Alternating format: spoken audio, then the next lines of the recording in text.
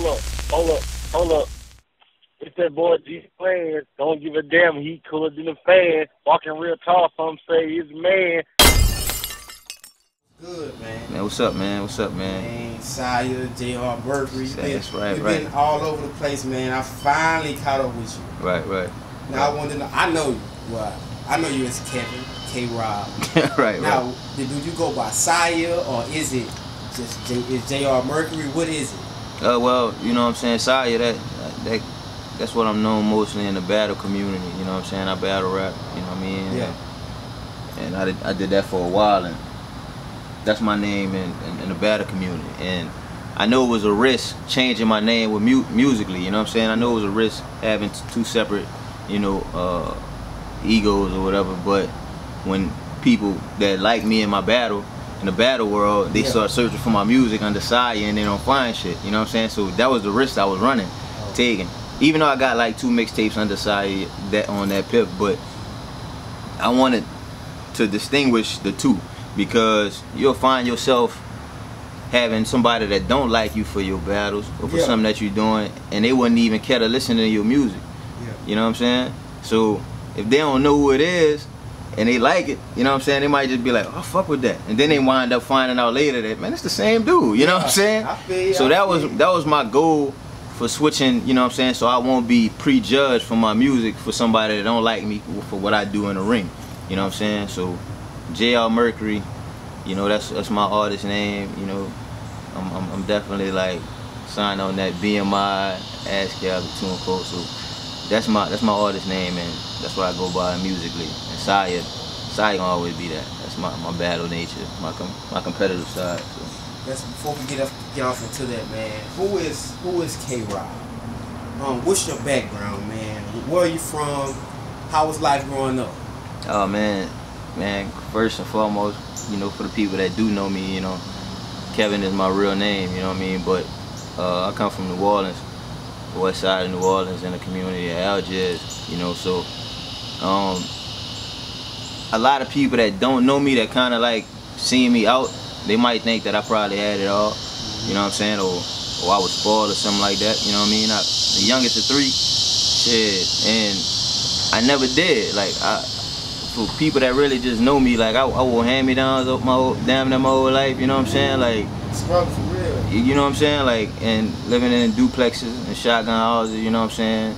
And everything that I got, that I was able to obtain myself, I take it, you know, I value that, you know what I'm saying? Because I know what it was like without it. So, you know, it's a whole lot of shit that come from my upbringing, like that I don't really talk about. But you can hear it in my album Crying Underwater. Go peep that out, you know what I'm saying? But yeah, I talk about that a lot, man, you know, without my pops being there, you know what I mean? The death of my grandmother, you know, fake ass people that you know, affiliate yourself with and shit like that. But growing up was crazy. Like, I ain't never had my own room until I got to college, you know what I'm saying? Like, I didn't have, I stayed on sofa beds, you know what I'm saying? Like, the floor, the couches, you know, day beds. Like, I didn't have my own room until I got to college, you know what I'm saying? So it's really retarded, and that kind of pushed me to want to do something different. Like, I played sports, basketball, football, all that shit. Of course. You know what I'm saying? Like, typical person, they feel like they got 2 choices to make it out, you know what I'm saying? Yep. Sports or selling, whatever. So how was the city? Before you made that transition to coming to college, how was New Orleans back then? Oh man, like I'm an 80s baby, so you know, I kind of seen everything, like, you know, from pops being on drugs, getting kicked out, you know, when I was like 8 months. About 8 months my pops was out. I still seen them, you know, every now and again, but you know, it was crackheads painting our living room, you know what I mean, in our duplex, you know what I mean, and there's a whole bunch of things just going on. The city was a totally different upbringing than how it is now. Like, you could see kids playing outside now, or, you know, being involved in different things, you know, and not saying that they're not involved now, but you don't see that many kids playing outside now. I mean, you know, and it was more the risk back then, you know what I mean? It was more at risk. Like, you know, you fucking, a parent will probably think they wasn't gonna see their child later. You know what I mean? Like I'm from that street light era. Even though I ain't really have a curfew, you know what I mean? But like I was from that street light era. Like when the street lights come on, all my friends were going inside. You know what I mean? Man. Like so. We here though. We here. You doing great things for yourself. Oh yeah, yeah, man. You gotta find your gift and your passion and chase that. Now you are an artist and you are a battle rapper from New Orleans. Facts. When did you decide to become a rapper and then make that transition to becoming a battle rapper? It was like, to be honest, it was like 98. Like 98, I didn't even know I could rap. Like I ain't never played around with no rapping or nothing like that. Like I got a good friend of mine named, we called him Pens, because he always used to take the pencils and beat on the desk and shit. You know what I'm saying? He always used to make beats and shit like that. And we were real close, you know what I mean? And I was always there bucking the shit up, because the shit was dope to me. I could never do it, you know what I'm saying? Yeah. But he always do the shit. And then one day we had a substitute, and he was like, he said, man, why don't you just rap something, you know what I mean? And I'm like, I don't fucking rap, like, you know what I'm saying? Like, I don't rap. Yeah. And he was like, nah, bro, you can rap.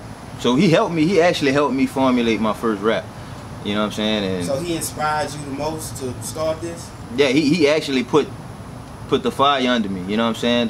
To give me an option to be like, hey, look, this may be something you could do. So like he wrote a line and I wrote a line to rhyme it, and that's how we kept going back and forth. He'll write the next line, I'll write the next line to rhyme it, and before you know it, I had like 24 bars, and I practiced with it like for the next week, and he'll call me on weekends like, hey, you memorize it and shit like that. So then I fuck around and memorize it, and I was like, dawg, this shit actually dope. You know what I'm saying? Like, you know. So I wrote my next one by myself. Yeah. You know, one weekend I used to always be in the bowling alley, you know what I'm saying? So one weekend I'm in the bowling alley and I'm just writing away. And I got like 3 pages, like no hooks, no nothing, it was like 3 pages, a long ass verse, you know. And that shit came from me listening to Bone Thugs and Harmony rapping fast, and it was crazy because that was the second time I ever wrote a rap. Man, I was writing like in speeded harmonies and shit like that, and I was like, this shit was crazy. So from there I took it on, and I'm like, man, I probably could do some shit like that. Then I started getting into songs like in 2006, because I stopped rapping for a while. Like I was like, man, this shit ain't. But I was battling in high school. So you know, this what they say. They say that battle rappers, they are the best rappers, but they can't construct a song. The facts. But you rap and you can. Yeah. So what are your thoughts on that? I mean, I like that shit. Like, it's just like in a battle culture, like you getting challenged to be better than the next person. You know what I'm saying? It's sometimes come with people betting on the battle. You know what I mean? Yeah. And it's more added pressure. You know what I mean? If you don't got nothing pushing you, then you probably won't produce your best product. Yeah. You know, if you feel like you got it already, why would you push yourself to another height? You know what I mean? So, like when they say that battle rappers can't make music, I just see it as like, maybe I could be that first person to break that mold. Yeah. You know, because when you start some shit, when you invent some shit, like when you start a wave, it's like you gonna always be remembered for that. Yep. True. You kind of immortalizing yourself, so like I look at it like that, and that's dope to me. You know what I mean? All right. You in New Orleans, you have the battle rapping, you have the music scene, and you have the bounce scene. Facts. And you mainly, you know, most New Orleans artists have dabbled and dabbled with the bounce scene, but you mainly stay with the making music and battling. What are your thoughts on the music scene in New Orleans right now? I think it's real dope. You know what I mean? Like, it was a point of time that anybody in New Orleans to say that people that was on in New Orleans wasn't trying to fuck with people from New Orleans. Yeah. You know what I'm saying? And I had to sit down, you know, with a good friend of mine, and he was like, it's not that, you know, you can't make it in New Orleans. You know, it's just that niggas not doing what they supposed to be doing to make it in New Orleans. Like, you got niggas that's looking for a handout. They looking for people to just be like, I'm gonna put you on. You know what I mean? And I think that's the mentality why people say they can't get on in New Orleans. You know, but the city will claim you. I'm gonna be honest. The city will claim you once you make it. You know what I'm saying? Like, so you got your August Alsinas. You know what I'm saying? You got your Frank Oceans. You know what I'm saying? You got all these people that left. You know, they had to leave and make themselves somewhere else. You know what I'm saying? But if you put in your footwork and you do what's necessary, they gonna recognize. You gonna be recognized. You know what I'm saying? So I think the city dope. They got a lot of new up and coming people, and they got a lot of dope independent people that's rocking down there, man. I got, if y'all get to check out New Orleans, you know what I'm saying? Like, that nigga dope as fuck, you know what I'm saying? Yeah, shout out to Noon, man. Shout out to Noon, shout out to Pascal, you know what I'm saying? I got a chance to meet that dude, he dope, you know what I mean? Cypher, you know what I'm saying? It's a bunch of cats out there, man, you know what I mean? Now, I saw a lot of your battles. Right. You feel me? Most of the people I didn't know. But which battle do you think that made the people say, this guy is serious? I think it probably was when I went to St. Louis. We had a tournament in St. Louis that Aver threw. Yeah. You know what I mean? And he one of the top dudes in URL and Smack. He threw a tournament in St. Louis, and I really didn't want to go. You know what I mean? I was at work. I'm like, man, I don't do no tournaments. They ain't me. You feel me? But I sat down with myself, and I'm like, this might be an opportunity that could switch to something else. It might could manifest into something else. So I went, and when I went there, it was just it was crazy, man. Like, you know what I'm saying? We made it to the, it was niggas from Cali, niggas from St. Louis, niggas from Louisville, Chicago, Atlanta, Florida, and you know the top, probably was like 36 dudes in that list. You know what I'm saying? And the top 5 people, the top 5 people that advanced, 4 of them was from New Orleans. So, you know what I mean? I think that's what made people like look at me like, all right, this kid coming to play. Like, you know what I'm saying? Now, you wasn't always a rapper. You stated that you went to college. Got an education. Right.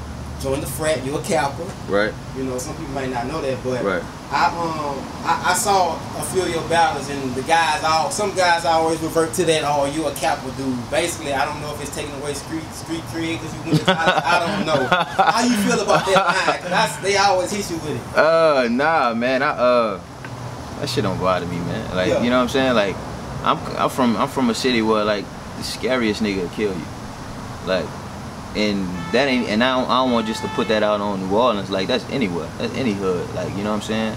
Like, I always told myself, like, I'm not a hood nigga, I'm not a street nigga, like, but I come from that. You know what I'm saying? Like, that's the environment I grew up in. You know what I'm saying? I just made my choice. I went with my move. You know what I mean? And going to school don't mean that you just about to walk up on me and tell me anything you want or do whatever you feel like you want to. You know what I'm saying? Like, that don't mean nothing. But that's what I wanted to do. So for people using like Kappa angles or school angles, I mean, I never knew it was whack to diss a nigga that wanted to better himself. You know what I'm saying? So I mean, I laugh at that. Like, that shit don't bother me at all. Yeah, but I wanted to ask you that. Yeah. You've been pushing your crying underwater, is it? Crying underwater. Crying underwater. Yeah. Yeah. Like, what is it all about? Crying Underwater, man, is actually, I got the inspiration from this beat I had, and I did a song called Treadmill, and the name of the beat was called Crying Underwater, and this was like 2011, and when I seen the title, something clicked in me. You know what I'm saying? I'm like, damn, that's crazy. Like, you know, crying underwater, like you wouldn't be able to actually know if somebody was crying underwater, like, you know what I mean? And I just took that and I did more research on that, like, just to see if they had anything out there about it, and it actually is something that people do up north, like Central America, like they write crying underwater on their wrist, like on September 20th, you know what I mean? And that's for people that's going through self-depression, you know what I mean? And what I took from it was that my definition for crying underwater is to be great at something, but like not known for it. You know what I mean? So I use that as my staple in my West Division brand that I got going on, because it's a lot of people out there. It don't matter what you're doing. You could be a barber, you could be you could cut grass, like, but if people think of your name and they be like, oh man, CHANGEOFPLANZ, shit, if they don't resonate, you know, what you do for a living, then you crying underwater. Like, I could cut 1,000 people's hair and be a barber. But when people think of me or people see me, they don't never say, oh, boom, the barber. Oh yeah, he cut up. Yeah, I heard him, he cut up. Then, you know what I'm saying? Like, it's crazy. Like, you know what I'm saying? Like, I don't want nobody to just hit me up and be like, man, you know Sire, you know Merc. Like, oh yeah, that boy went to Northwestern. He went to college. Like, nah, I want you to know that it's me, the artist. Like, that's what my name about to about to travel back to, you know what I'm saying, the artist. So until that happened, I'm still crying in the water. And it has a double meaning too, because New Orleans is below sea level. You know what I'm saying? So like the water to me is music. And there's so many different independent artists in the city. You know what I mean? There's so many different artists in the city that's doing music. How is anybody gonna be able to notice my shit? You know what I'm saying? I'm just coming up like them. There's so much water down there, you know what I'm saying? And I'm just adding my tears to the flood. So that's another thing that y'all could take with that, man. You know what I'm saying? That's what's up. Now, what's your overall goal with this music stuff? Do you want to get the money and get out? Oh, you do want to get the money. You know, I just want to make music for the rest of my life. Like, my goal is to be in a position where I can just make music for the rest of my life.